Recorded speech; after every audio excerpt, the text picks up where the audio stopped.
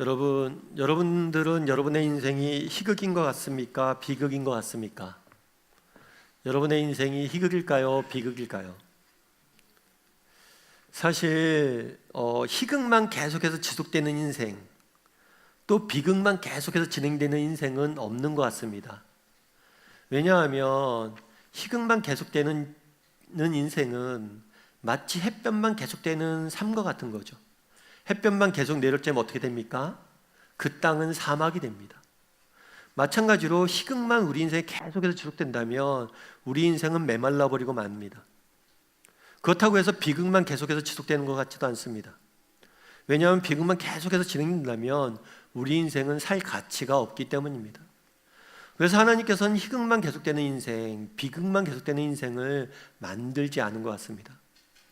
그렇다고 해서 인생을 살다 보면 희극이 있다가 비극이 있고, 비극이 지나면 희극이 진행되고, 이렇게 되는 것 같지도 않습니다. 인생이란 희극과 비극이 동시에 상영되는, 희극과 비극이 동시에 진행되는 것과 같습니다. 그래서 내 인생에 비극이 임할 때라도 그 비극 가운데 숨겨놓으신 하나님의 소망을 발견할 줄 알고, 또 내 인생에 희극만 진행된다 할지라도 겸손하게 정말 내 인생에 언제 닥칠지 모르는 비극적 요소들을 발견하고자 노력하고 겸손해지는 삶의 자세가 필요한 것이 아닌가 싶습니다. 그래서 우리의 인생은 희극과 비극이 동시에 진행되는, 그래서 늘 비극 가운데 희극의 요소를 찾고 희극 가운데서도 늘 비극적 요소를 발견하고 겸손해질 수 있는 인생이 되어야 될 겁니다. 오늘 우리의 본문도 마찬가지예요. 오늘 우리가 함께 읽은 본문은 아담과 하와가 하나님 앞에 벌을 받는 장면입니다. 어쩌면 비극의 현장이죠. 하나님 앞에 죄를 짓고 형벌을 받습니다. 그래서 비극이 가득한 것 같습니다. 하지만 그 현장은 비극만 가득한 현장이 아니에요. 그 안에도 하나님이 주신 은혜와 소망이 있었습니다. 저는 오늘 여러분과 함께 오늘 본문의 이야기를 좀 살펴보고자 합니다. 어쩌면 그래서 비극이 가득한 이야기 같지만 그 안에 하나님께서 숨겨두신 은혜와 소망은 무엇인지 여러분과 몇 가지 이야기를 나눠보고자 합니다. 첫 번째로 오늘 보면 살펴보길 원하는 것은 아담을 찾으시는 하나님이에요. 9절 말씀을 같이 한번 읽어봤으면 좋겠습니다. 9절을 같이 읽겠습니다. 여호와 하나님이 아담을 부르시며 그에게 이르시되 내가 어디 있느냐. 아담이 범죄한 다음에 하나님을 피하여 숨습니다. 그 숨자 하나님이 나타나셨어요. 나타나셔서 아브라함을 찾습니다. 그래서 이렇게 말씀하시죠. 아담아 내가 어디 있느냐. 하나님은 전지하신 분이십니다. 아담이 어디 있는지 알아요. 그러면 아담이 어디 있는지 아시는데 왜 아담아 어디 있느냐 라고 물으셨을까요? 분명히 어디 있는지 아시는데. 아담아 어디 있느냐 물은 것은 장소를 물은 게 아니에요. 아담아 네가 왜 숨었냐 라고 물은 거예요. 실제로 아담도 그것을 대답합니다. 아담아 내가 어디 있느냐 했더니 내가 벗었으므로 하나님을 숨었다. 자기가 숨은 이유를 이야기해요.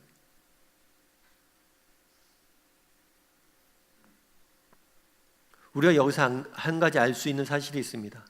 그것은 뭐냐면 아담이 정말 범죄한 이후에 선악과를 먹은 이후에 처음 나타난 현상이 있었어요. 그것은 뭐냐면 하나님을 피하는 겁니다. 하나님으로부터 멀어지는 거예요. 하나님으로부터 숨는 거예요.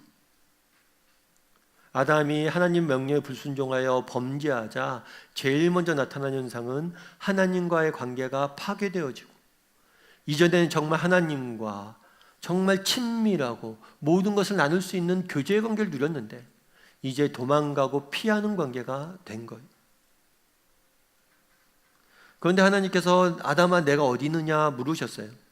이것은 장소적 문제가 아닙니다. 아담아 네가 왜 날 피하냐 라고 물은 거예요. 그럼 왜 이걸 물으셨을까요? 왜 피하는지 알고 있었어요. 그런데 왜 물었을까요? 이것은 회개의 기회를 주기 위함입니다. 다시 한번 널 돌아보라는 거예요. 아담아 네가 왜 피하니? 그 이유를 돌아보고 정말 자신의 모습을 정직히 점검하고 하나님 앞에 회개하고 돌아올 수 있는 기회를 주신 것. 이 질문을 통해서 아담에게 자신의 잘못을 돌아보고 회개할 시간을 주신 것. 그런데 이 질문에 대한 아담의 답은 이렇습니다. 12절 말씀 같이 한번 읽어봤으면 좋겠습니다. 같이 읽겠습니다. 아담이 이르되 하나님이 주셔서 나와 함께 있게 하신 여자 그가 그 나무 열매를 내게 주므로 내가 먹었나이다. 왜 선악과를 먹었냐 했더니 아담의 답이 가관이에요. 아담은 자신의 잘못을 인정하지 않습니다. 자신의 모습을 돌아보지 않아요.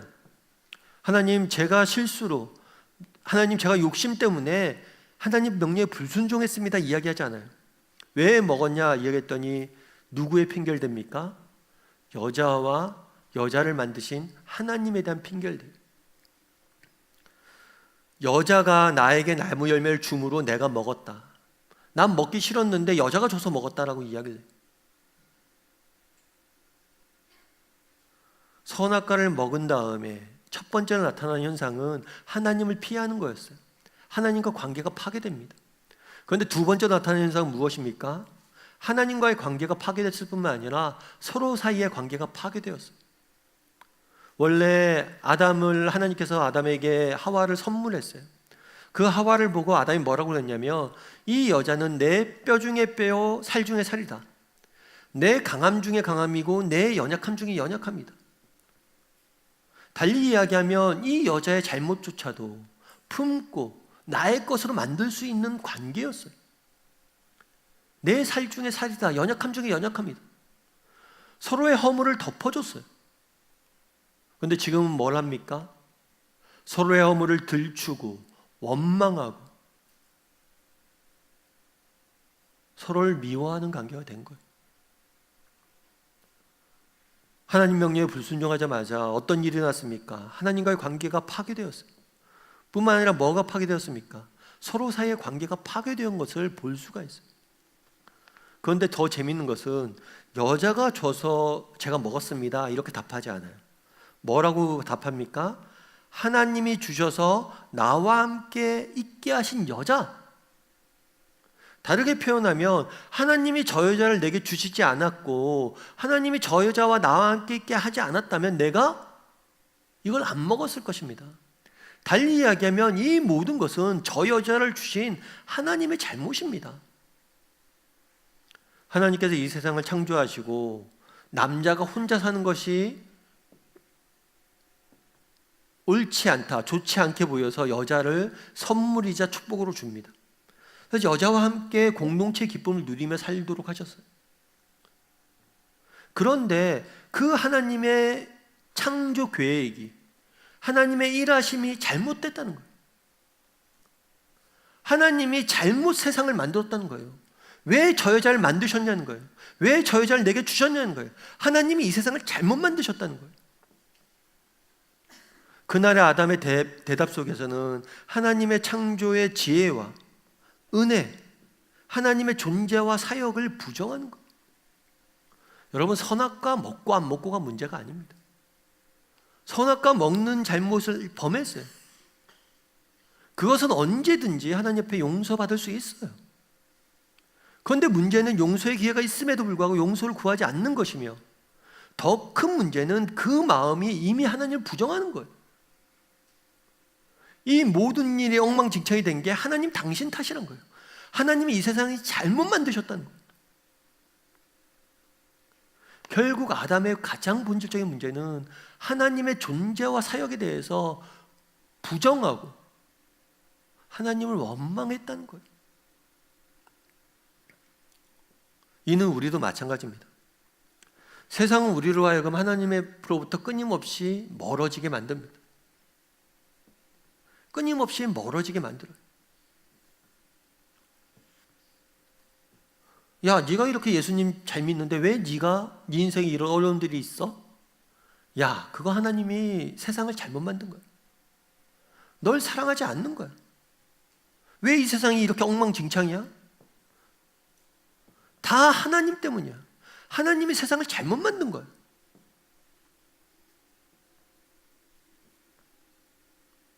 끊임없이 세상은 하나님에 대해서 부정하게 만들고 우리로부터 하나님을 멀어지게 만듭니다. 아담은 끊임없이 하나님으로부터 멀어지고 있어요. 하나님을 피해 숨고 하나님을 부정하고 하나님의 창조에 대해서 의문을 품고 그것들이 잘못됐다고 이야기하고 있는 거예요. 아서 고든이라는 작가가 있습니다. 이 사람은 이제 작가인데 열심히 글도 쓰고 열심히 활동을 하다가 어느 날 우울증에 걸려요. 우울증에 걸려서 우울증이 심각해집니다. 그래서 완전히 무기력증에 빠져요. 그래서 아무것도 할 수가 없는 거예요. 심지어 글도 쓸 수가 없어요. 작가인데 작가가 글을 못 쓰면 어떻게 됩니까?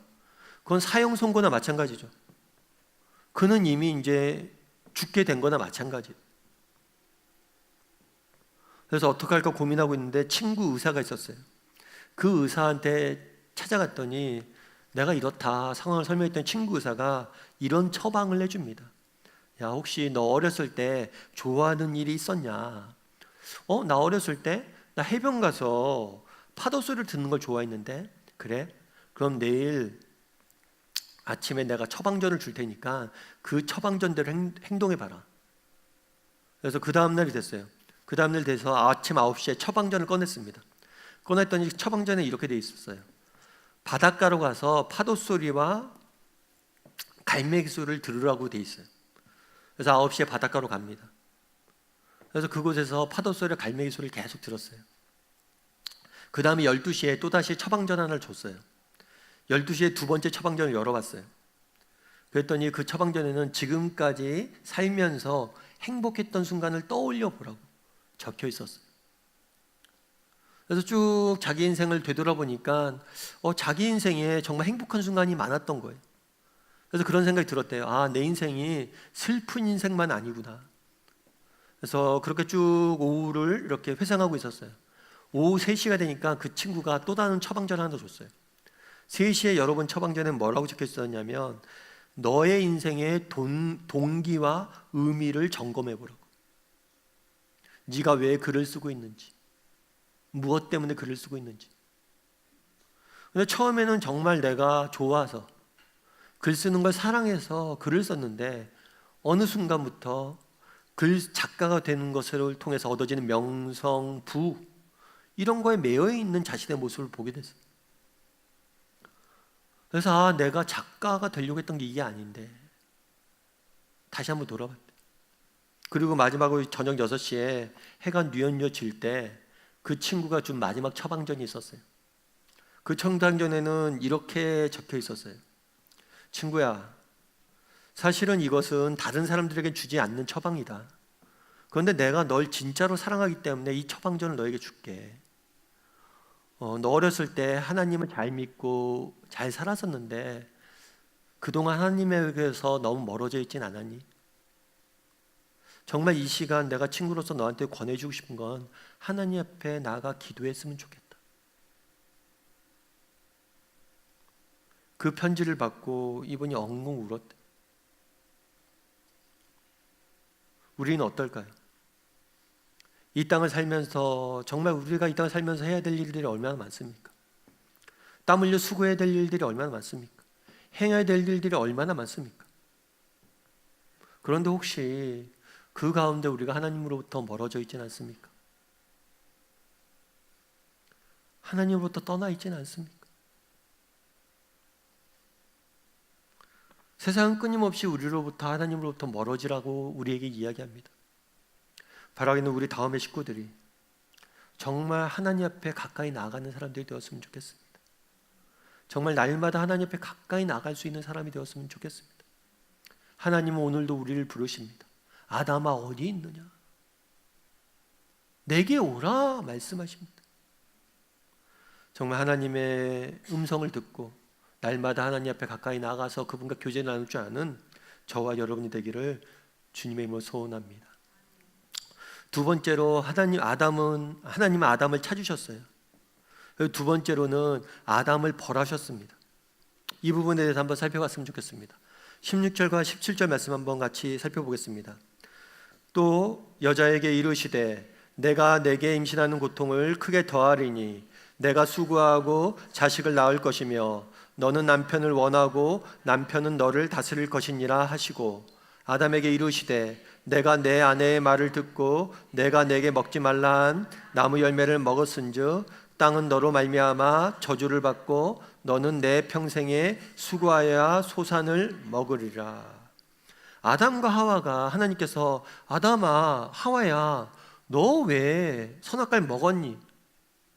그러자 이들이 둘 다 하나님 앞에 자신의 잘못을 회개하지 않습니다. 아담은 이야기하죠. 하나님 당신 때문입니다. 당신이 세상을 잘못 지어서 내가 먹었습니다. 여자 하와는 뭐라고 얘기할까? 왜 먹었니? 그 뱀이 죄에게 줘서 먹었습니다. 뱀을 만든 건 당신 아닙니까? 당신이 뱀만 안 만들었으면 내가 안 먹었는데 뱀 때문에 먹었습니다. 둘 다 자신의 잘못을 인정하지 않고 이 세상을 잘못 만든 하나님의 때문이라고 하나님을 원망합니다. 그러자 하나님께서 이들에게 형벌을 내리십니다. 여자에게는 임신하는 고통을 내리세요. 그리고 남자에게는 수고하는 고통을, 노동의 고통을 내리십니다. 사실 출산과 노동은 하나님이 주신 축복이었어요. 처음에 인간을 만든 다음에 하나님 주신 명령이 있어요. 그것은 뭐냐면 이 땅에 너희가 생육하고 번성하고 다스리라는 거예요. 생육하고 번성해라. 자녀들을 낳고 이 세상에 인간이 가득해져라. 출산은 하나님의 축복이었어요. 다스리는 것, 이건 보살피고 섬기는 것을 의미해요. 이것은 노동을 의미합니다. 출산과 노동은 축복이었어요. 그런데 이 축복이 이제 아담과 하와에게 무엇을 가져다 주는 겁니까? 아픔과 고통을 가져다 주는 거예요. 특별히 인간은 욕심에 빠져서 선악과를 먹었어요. 하나님께서 이 동산에 있는 모든 나무 열매를 먹으라고 축복을 주셨어요. 그런데 이 먹는 것의 축복을 그들은 욕심을 내어서 선악과 마저 먹음으로 인해서 먹었어요. 그 결과 욕심에 따라서 선악과를 따먹음으로 인해서 그 결과 먹기 위해 수고하고 고통받아야 해요. 먹는 것이 축복이었는데 이제 고통의 원천이 된 거예요. 우리도 마찬가지예요. 이건 모든 게 마찬가지예요. 우리에게 하나님께서 많은 축복을 주십니다. 재물도 때론 주시고 때로는 성공도 때론 주시고 때로는 자녀의 축복도 우리에게 주세요. 그런데 이게 전부가 되는 순간 그것은 우리에게 고통만을 가져다 줍니다. 자녀가 공부를 잘하면 좋죠. 자녀가 공부를 잘해서 열심히 자기의 꿈들 키워가면 좋죠.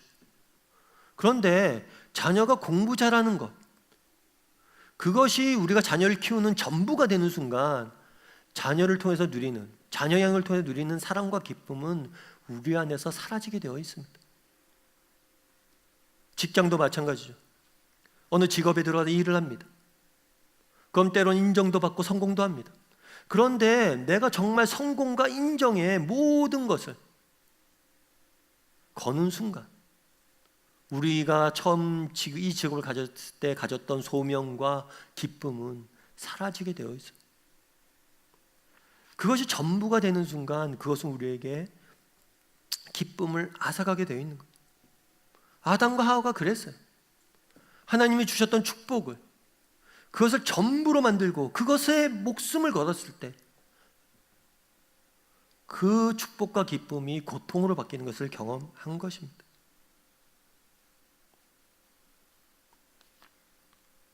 뿐만 아니라 오늘 본문에 보면 이런 표현이 있어요. 하와에게 너는 남편을 원하고 남편은 너를 다스릴 것이다. 원래 하나님이 인간을 지으실 때, 남녀를 지으실 때는 서로 사랑하고 섬기는 관계로 지었어요. 그런데 그들이 스스로 하나님이 되고 내 인생의 주인이 되고자 하자 어떤 결과가 났습니까? 서로가 서로를 사랑하고 섬기는 관계가 아니라 다스리는 관계가 된 거예요. 서로가 서로를 섬기고 정말 사랑하는 관계가 아니라 다스리는 관계가 된 거예요. 그래서 어느 목사님 그런 얘기를 하시더라고요. 우리 오늘날 가정의 가장 큰 문제는 권력 문제라고. 서로가 가정에서 정말 가장 높은 자가 되기 위해서 남녀가 싸우고 부부가 싸우는 거예요.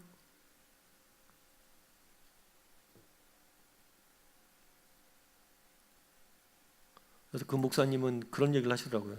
그 목사님이 한 결혼 10년쯤 됐을 때 사모님이 그런 얘기를 했대요. 그 목사님한테 당신은 너무 이기적이라고. 그 얘기를 듣고 충격이었대요. 아니 내가 성도들이 얼마나 나한테 사랑 많다고 이야기하는데 나보고 이기적이라고 말하다니. 그래서 그때는 너무 충격을 먹어서 받아들이지 않았대. 근데 나중에 곰곰이 생각해 보니까 아내가 나한테 가장 가까이 있는 사람이잖아. 그 가까이 있는 사람이 이야기한 거면 맞겠다라는 생각이 들었어요. 그래서 자기가 이기적인 모습이 있는지 돌아보고 점검해 봤대. 그러면서 그런 얘기를 하더라고요. 지금은 아내 얘기는 무조건 맞다라고 생각하고 듣는다고. 그게 삶의 지혜라고. 제가 많이 공감이 됐어요. 서로 사랑하고 섬기는 관계. 그런데 어떤 관계가 됐어요? 서로가 더 높아지고 판단하고 가정의 하나님이 되고자 하는 거예요. 서로가 서로의 말에 귀 기울이고 섬기고 따르면 되는데 서로가 높아지려고 하는 거예요. 이게 죄의 결과인 거예요. 뿐만 아니라 19절은 이렇게 되어 있습니다. 19절 말씀 같이 한번 읽어볼까요? 같이 읽겠습니다. 내가 흙으로 돌아갈 때까지 얼굴에 땀을 흘려야 먹을 것을 먹으리니 내가 그것에서 취함을 입었음이라. 너는 흙이니 흙으로 돌아갈 것이니라. 마지막으로 내리신 형벌이 뭐냐면 네가 흙이니 흙으로 돌아갈 것이다. 육체적 죽음을 맛보게 되는 거죠. 그 전까지는 인간은 죽음을 맛보지 못했어요. 그런데 육체적 죽음을 맛보게 되는 거예요. 사실 오늘 본문을 보면 계속 하나님이 벌하십니다. 여자야 넌 이런 잘못했으니까 이런 벌을 받아라. 남자야 넌 이런 잘못했으니까 넌 이런 벌을 받아라. 그리고 너희는 이제 죽게 될 것이다. 그래서 하나님이 온통 인간을 벌하시는 모습으로 보여집니다. 그런데 우리가 한 가지 기억할 것이 있어요. 그건 뭐냐면 하나님이 육체적 죽음을 허락하셨어요. 그런데 이 육체적 죽음은 그림자에 지나지 않아요. 육체적 죽음으로 끝나는 게 아닙니다. 육체적 죽음으로 끝나면 좋은데 육체적 죽음으로 끝나지 않아요. 육체적 죽음 이후에 성경은 영원한 죽음이 기다린다고 이야기해요. 우리는 다시 한번 하나님 앞에 서게 될 것입니다. 우리가 이 땅을 살면서 언젠가 우리는 죽음을 맞이할 거예요. 죽음 이후의 끝이 아니라 죽음 이후에 우리는 하나님 앞에서 다시 한번 심판받게 돼요. 그리고 그 심판 결과 영원한 죽음을 우리는 맛보게 될 거예요. 육체적 죽음은 우리가 언젠가 경험하게 될 영원한 죽음의 그림자일 뿐이에요.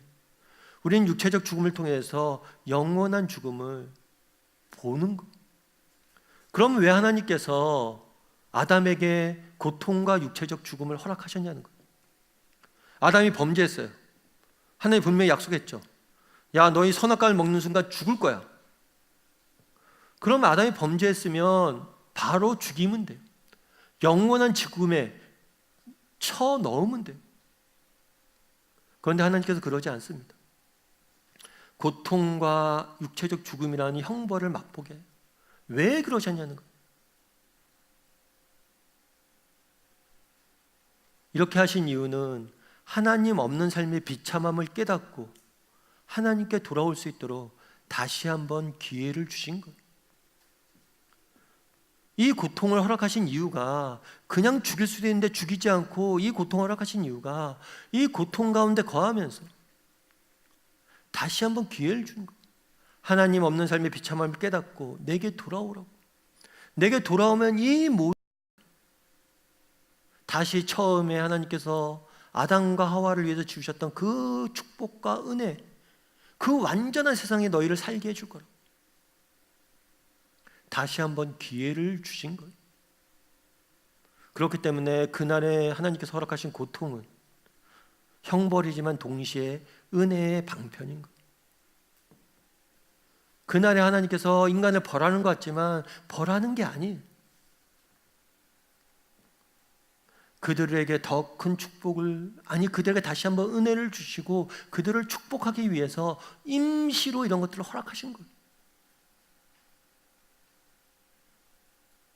우리도 마찬가지죠.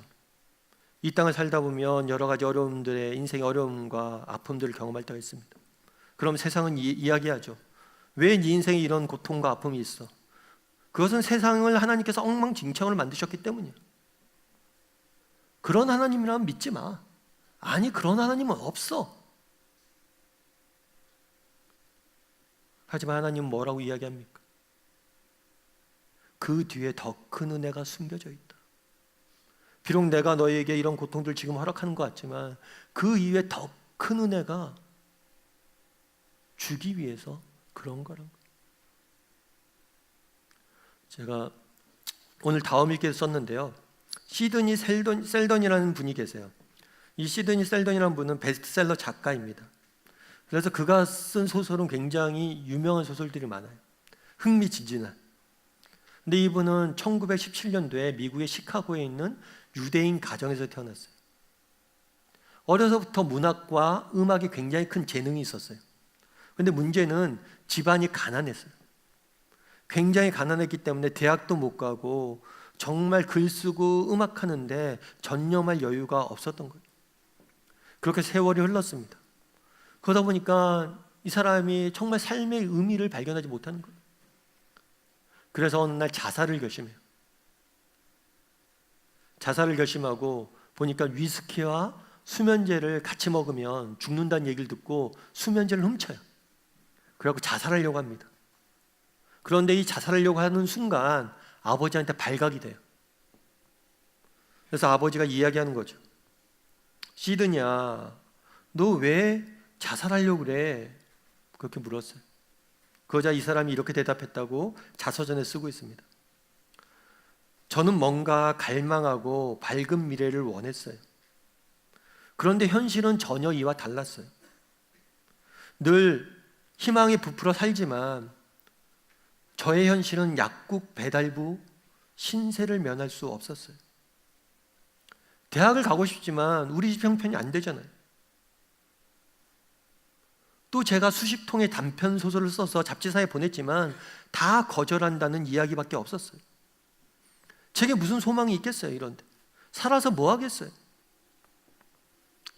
이때 아버지가 가슴이 찢어졌어요. 그러면서 그런 얘기를 했어요. 그런데 아버지가 찢어졌대요. 특별히 가정형편 때문에 대학을 못 간다는 얘기를 듣고 가슴이 찢어졌어요. 근데 아버지가 이런 얘기를 했어요. 그런데 시드니야, 네가 한 가지 기억할 게 있다. 그건 뭐냐면 내일 우리에게 무슨 일을 할지는 모르지 않니? 인생은 원래 소설 같은 거 아니겠니? 소설을 읽다가 페이지를 넘기면 어떤 일이 일어날지 우리 모르잖아. 인생도 마찬가지야. 다음 페이지에 무엇이 있을지, 다음 페이지에 담겨져 있는 기쁨과 즐거움과 행복을 네가 누리지 못하고 너무 인생의 책을 빨리 덮으면 안 되지 않니? 그 아버지의 권면이 그의 인생을 바꾸는 계기가 됐다고 그랬어요. 그래서 이 시드니 셀던이 나중에 자서전을 썼는데 그게 뭐냐면, 책 제목이 뭐냐면 또 다른 나예요. 그 책 뒤에 숨겨져 있는 또 다른 나를 만났다는 거죠. 그날 아버지에 대한 아버지의 이야기를 듣고 그 생각이 든 거예요. 자기가 소설가잖아요. 소설을 쓸 때 늘 반전을 생각을 하고 책 뒤에 넘겨져 있는 그 반전의 재미로 소설을 쓰는데, 그런 소설을 쓰는 내가 인생을 그런 시각에서 보지 못했다는 거죠. 그 뒤에 담겨져 있는 것을 보지 못했다는 거예요. 오늘 본문에 보면 하나님께서 인간을 벌하는 것 같습니다. 하지만 그 뒤에 담겨져 있는 하나님의 사랑과 은혜와 더 귀한 축복들이 있는 거예요. 그걸 보지 못하면 안 돼. 우리 인생도 마찬가지예요. 정말 때로는 힘들고 어렵고 정말 내 인생이 정말 내 뜻대로 되지도 않고 하나님이 내 인생을 버린 것 같고 엉망진창으로 세상을 만든 것 같고 나를 이 세상에 그냥 던진 것 같은 순간들이 있어요. 하지만 그 뒷면에 담겨져 있는 하나님의 은혜와 하나님이 주실 축복을 바라볼 수 있어야 돼. 바라기는 우리 다음의 식구들이 정말 하나님, 우리 인생의 뒷페이지 담겨져 있는 하나님의 은혜를 바라볼 줄 아는 사람들이 되었으면 좋겠습니다. 그리고 믿음의 길을 걸어가는 저와 여러분이 되기를 주님의 이름으로 소원합니다. 그러면 다음 페이지에 무엇이 담겨 있었을까요? 하나님께서는 아담을 부르셨습니다. 그리고 아담에게 벌하셨습니다. 그리고 마지막으로 아담에게 하신 일이 있어요. 그것은 뭐냐면 가죽옷을 입혀주셨어요. 14절과 15절 말씀 같이 한번 읽어봤으면 좋겠습니다. 같이 읽겠습니다. 여호와 하나님이 뱀에게 이르시되 내가 이렇게 하였으니 내가 모든 가축과 들의 모든 짐승보다 더욱 저주를 받아 배로 다니며 살아있는 동안 흙을 먹을지니라. 내가 너로 여자와 원수가 되게 하고 내 후손도 여자의 후손과 원수가 되게 하리니 여자의 후손은 내 머리를 상하게 할 것이요 너는 그의 발꿈치를 상하게 할 것이니라 하시고 뱀에게 형벌을 내립니다. 그런데 이거는 단순히 동물 뱀에게 내리는 게 아니에요. 동물 뱀에게 내리는 게 아니라 이 뱀의 모습을 하고 나타난 타락한 천사인 사탄에 대한 벌이에요. 오늘 본문에 보면 먼저 이 사탄에게 뭐라고 얘기했냐면 네가 저주를 받아 배로 다니고 살아있는 동안 흙을 먹을 것이다. 그러니까 뱀이 이제 땅을 기어다니죠. 그런데 흙을 먹진 않아요. 그런데 다만 네가 배로 다니고 흙을 먹을 것이다 이야기한 이유는 뭐냐면 그만큼 낮아진 존재가 된다는 거예요. 바닥까지. 땅이 그때는 제일 낮았다고 생각을 했어요. 가장 낮은 미천한 존재가 된다는 거예요. 이거는 창세기에 등장하는 뱀에 대한 첫 번째 소개와 비교가 되죠. 뱀을 이 세상에서 가장 간교하다, 가장 지혜로운 존재로 표현했어요. 근데 가장 지혜로운 존재였던 뱀이 뭐가 돼요? 가장 낮은 존재가 된 거죠. 천사도 마찬가지예요. 천사는 가장 아름다운 존재 중에 하나입니다. 하나님이 지으신. 그런데 그들이 타락하자 네가 가장 낮은 존재가 되어서 벌받게 될 것이라고 이야기하는 거예요. 뿐만 아니라 뒤에 이런 얘기를 합니다. 네가 흙을 먹을지니라 한 다음에 뭐라고 얘기하냐면 내가 너로 여자의 원수가 되게 하고 내 후손도 여자의 후손과 원수가 되게 하리니 여자의 후손은 내 머리를 상하게 할 것이며 너는 그의 발꿈치를 상하게 할 것이다. 이게 무슨 의미일까? 많은 성경신학자들이 이것을 뭐라고 표현하냐면 최초의 복음이다라고 표현해요. 최초의 복음. 뭐냐면 여기서 여자의 후손은 예수님을 의미합니다. 예수님은 동정녀 마리아에게 나셨죠. 여자의 후손은 예수님을 의미해요. 예수님이 누구의 머리를, 너의 머리를 상하게 할 것이고 너는 그의 발꿈치를 상하게 할 것이다. 예수님께서 이 땅에 오셨습니다. 그러자 사단이 인간의 마음속에 질투와 욕심과 시기를 심었어요. 그래서 사람들이 예수님을 죽게 만듭니다. 이게 그의 발꿈치를 상하게 한 거예요. 사단이 어떻게 보면 승리한 것처럼 보였어요. 하지만 예수님은 죽으셨을 뿐만 아니라 부활하셨습니다. 뿐만 아니라 이 죽으심을 통해서 인간 구원의 길을 열었어요. 우리를 대신해서 예수님이 십자가에 못 박혀 죽으신 거죠. 그래서 구원의 길을 여신 거예요. 그래서 결국에는 사단의 머리를 상하게 할 것이다. 너로 결국에 궁극적으로 예수님께서 인간을 구원하시고 승리케 할 것이다.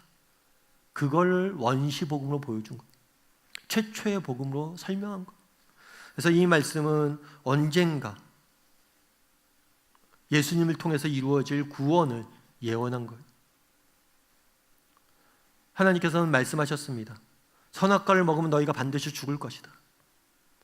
하지만 하나님께서는 바로 죽이지 아니하시고 오히려 그 죽음을 피할 수 있는 길을 열어두신 거예요.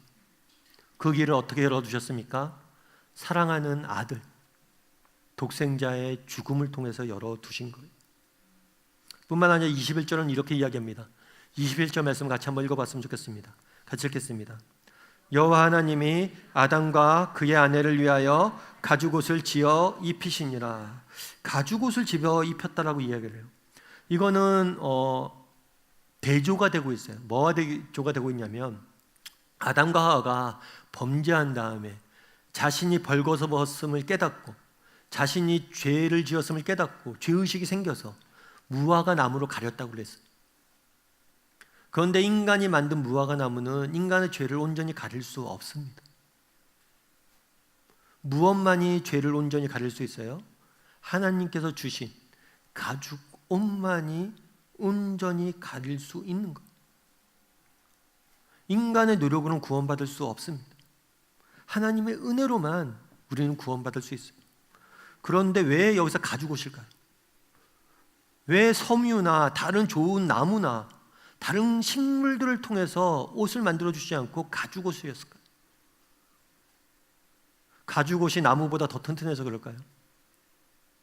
가죽 옷을 만들려면 가죽이 필요합니다. 가죽은 어디서 나와요? 동물에게서 나올 수 있어요. 달리 이야기하면 가죽 옷을 만들기 위해서는 동물을 죽여야 돼요. 최초의 죽음이 일어납니다. 그날에 하나님 말씀하셨죠. 너희가 선악과를 먹으면 반드시 죽을 것이다. 그런데 대신에 누가 죽었어요? 동물을 죽이고 그 가죽 옷을 입혔어요. 이 동물은 이후에 죽으실 예수님의 예표예요. 우리가 정말 죽을 수밖에 없는 존재인데 예수님께서 우리를 대신 죽음으로 우리가 구원받는다는 것을 보여준 거예요.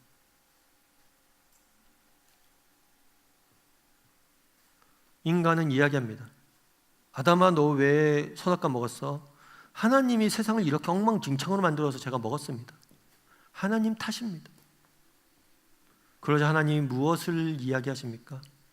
자신이 만든 세상을, 자신이 창조하신 그 아름다운 세상을, 창조하시고 너무 좋다고 얘기했던 그 세상을 스스로 파괴하세요. 스스로 제일 먼저 살해를 저지르세요. 스스로 자기가 만든 그 아름다운 세상을 부시세요. 왜요? 우리를 위해서. 스스로 하나밖에 없는 아들을 죽이십니다. 왜요? 우리를 대신해서. 그날의 가죽 옷을 만들어 주셨어요. 우리는 매일 아침 옷을 입습니다. 매일 아침 거울을 보며 이 옷이 내게 어울리는지, 이 옷이 내게 맞는지, 혹시라도 잘못된지 아는지 매일 옷을 입고 거울 앞에 섭니다. 왜 가죽 옷을 주셨습니까? 매일 거울 앞에 서라는 것. 매일 너가 어떤 사랑을 받은 존재인지, 하나님께서 우리를 위해서 무엇을 희생하셨는지, 하나님께서 우리를 위해서 자기가 만드신 그 세상을 파괴하시고 하나밖에 없는 아들을 죽이시면서 우리를 구원의 길을 여셨습니다. 우리가 그 사랑을 받은 존재임, 매일 아침 옷을 입는 것처럼 매일 확인하라는 거예요. 바라기는 우리 다음의 식구들이 정말 우리를 위해서 자기 아들을 아끼시고 내어주신 하나님, 우리를 위해서 자기가 지은 그 아름다운 세상을 파괴하신 하나님, 그 하나님의 사랑을 깨닫고 날마다 그것들을 기억할 줄 아는 저와 여러분이 되기를 주님의 이름으로 소원합니다.